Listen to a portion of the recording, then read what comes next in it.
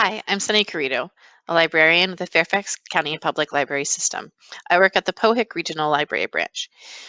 In this video, I'm going to show you how to use Tinkercad to make monsters out of alphabet letters and shapes that are part of the Tinkercad software.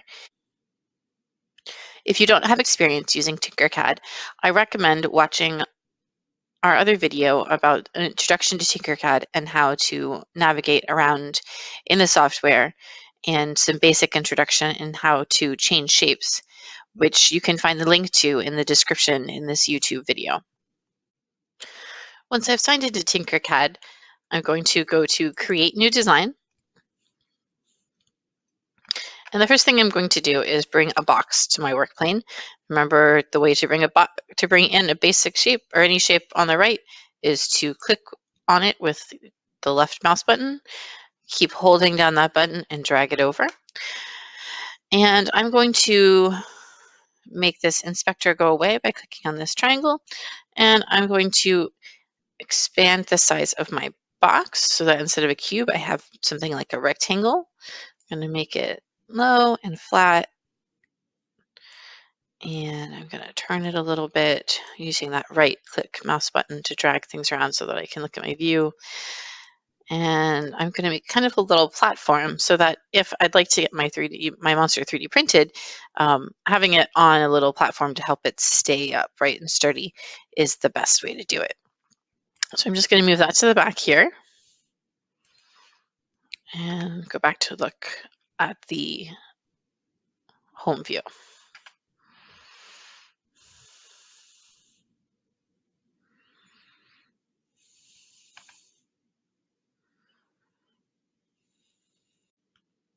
Over here where we have basic shapes on the right, we're going to, when you click that, you'll see that we have text and numbers, characters, connectors, all kinds of different shape generators and other options. I'm going to go to text and numbers.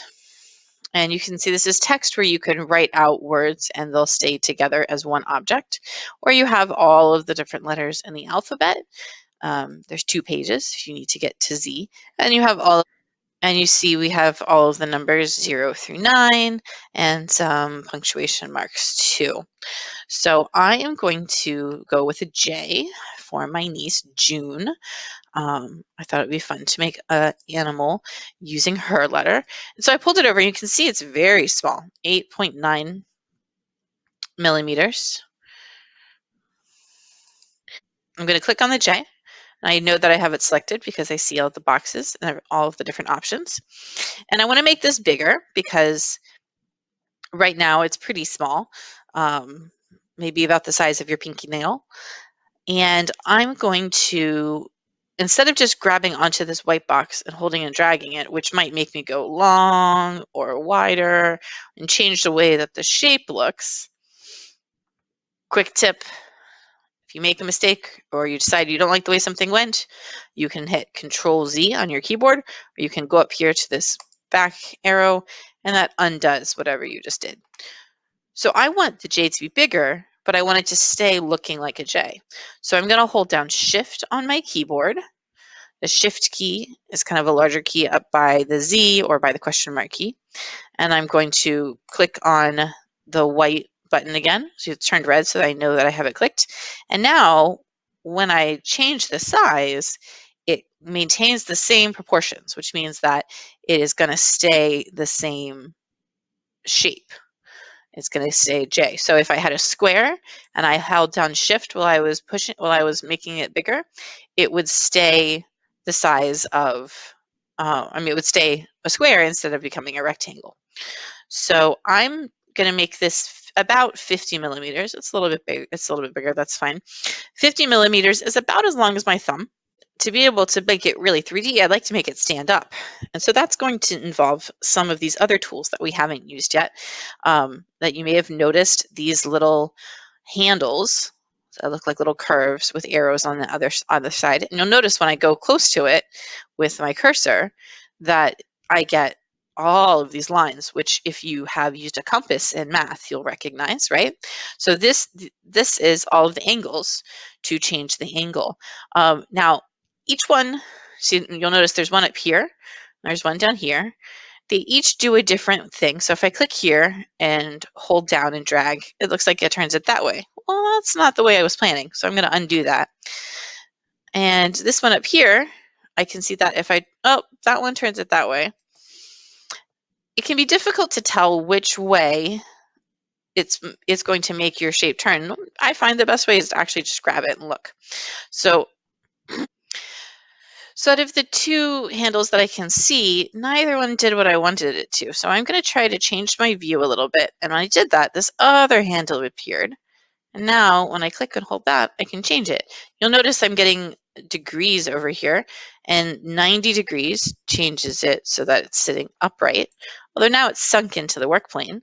And that's when we're going to use this transform tool for the first time. This cone arrow up here, if I click and hold that, it lets me raise up my shape, and you'll see that number in the white box there tells me how high it is off of my work plane. So now these things are the same height. All right, so now I have my J and I have it upright. Now I can kind of turn it around a little bit and think about how I might turn it into a creature. The first thing that I'd like to give my creature is some eyes. And I think that an 8 might make a nice fast set of 2 eyes for me. Now I'm not too worried about them staying super round and perfect. I'm going to use the white box to transform them, make them a little bit bigger. I'm going to use the handle so that they'll be facing upright 90 degrees, just like my J is. I'm going to lift them up so that they're higher because I want to use this part as the face of my animal.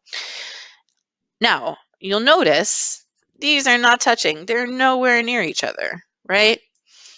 And I want to make sure that this sticks to that the 8 moves to the J.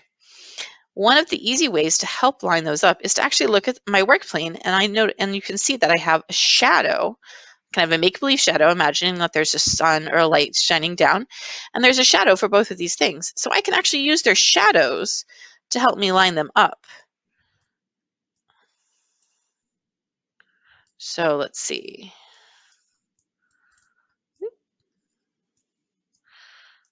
That's went a little too far, got stuck deep inside there.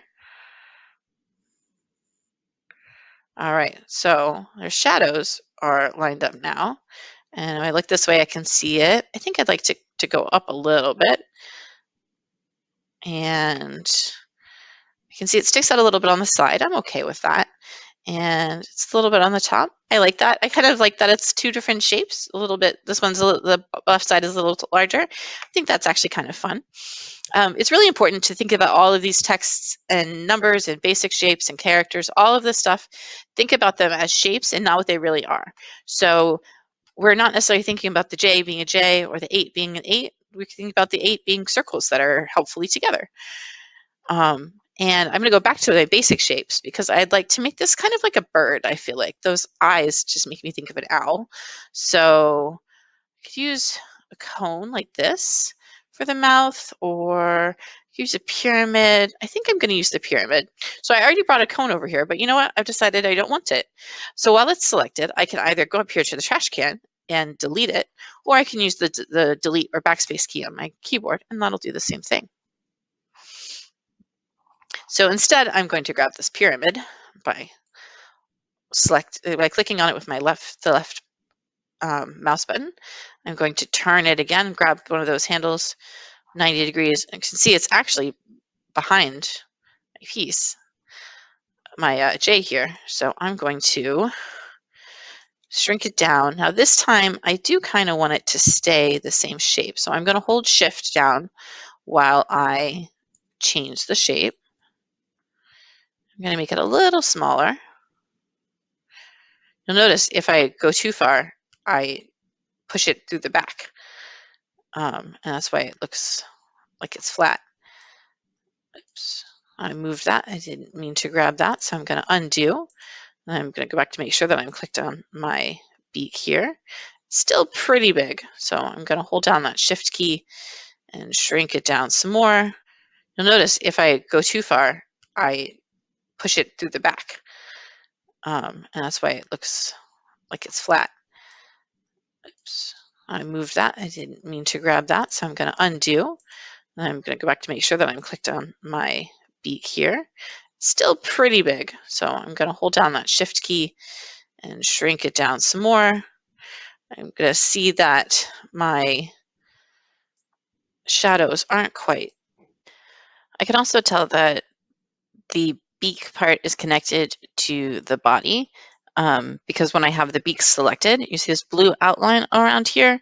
The fact that the blue outline stops and isn't outlined against the J shows that it is connected, because watch, if I put that back out, now it's not connected. You can see down here, I've got the shadows, so I see how there's a gap, and it also doesn't have the blue. So I'm going to put it back in, and I'm going to make it nice and small, and I'm going to add some feet to my character. And up here in the characters section, we actually have some hands and eyewear and things that are ready to go, and some hats. I am going to go for the sneakers because I think that's fun. So I've got one sneaker. I'm going to turn it to, I'm not going to go quite the same distance. I'm going to, go quite 190, so it'll be at a bit of an angle. I'm going to click down with the right button on my mouse so that I can sort of see the side. I want it to be about halfway through the bottom part of the J. You'll notice that it's being kind of swallowed by it right now, right? Well, that's because the J is sitting on our worked plane table, and so is the sneaker. So if I want it to be on top of the sneaker, I need to pick it up. Now, if I were to select the J and this cone here, I would pick up the J, but not the other parts. So I'm going to undo that. I'm going to select the J, and then I'm going to hold down Shift again, and I'm going to select my other parts. I'm going to select the 8, and I'm going to select the beak. And if I zoom in a little bit, you can see how it's got those blue edges that let me know that it's selected. And now I can actually change all these things at the same time and raise up the height of all of them together. Again, I'm going to go to the side so that I can see that it's not touching the shoe. I don't mind if it's touching the shoe a little bit, so I'm going to do that again. Another way that you can select all of those at once is you can draw a box. Now my box also selected everything. I can see that blue outline around everything. So I'm going to pick it up put it down just a little bit. Let's see, let's go right there. I'm going to move my sneaker over just a tiny bit. And then, of course, I would like to give my J chicken character 2 sneakers. So I selected one, then I hit Control C, which is copy. You can also use this button up here to duplicate. And then I used Control V, which is paste. But you can also, like I said, you can use the duplicate button. Now they're angled, a little bit, and I don't want them to both be angled the same way. I want them to be angled differently, right? So what I'm going to do is select. So you can just keep doing this and adding more and more stuff. I'm just going to add one more thing. I'd like my monster to have kind of a fun headpiece. And one of the cool options under here is Printable's Smithsonian. And it gives us all kinds of crazy things like Triceratops skulls and different things that you'll find at the Smithsonian Museum. So I'm going to actually use this cool orchid. And you'll notice it's a lot different than the other pieces, right? Like I can't make quite the same changes. I want it to stay the same shape. So I'm going to use that holding Shift down again. And I'm just going to put it right on top of his head. I'm going to use my arrow keys to make sure that I get it right where I want it to be. And I'm even going to hold down that right button and look at it from above to see if I can get it kind of centered on his head. And I like that it's kind of down a little bit. And now I've got some cool headgear for my creature. One of the things that kind of made me think about making this a bird is because it's brown, but I can actually change that. So when I click this, I have that inspector comes back up again, and here is the color that it is, and I can turn it to whatever color I'd like. I'm going to go with a nice kind of aqua color, and maybe I will change the 8 to a nice kind of blue color.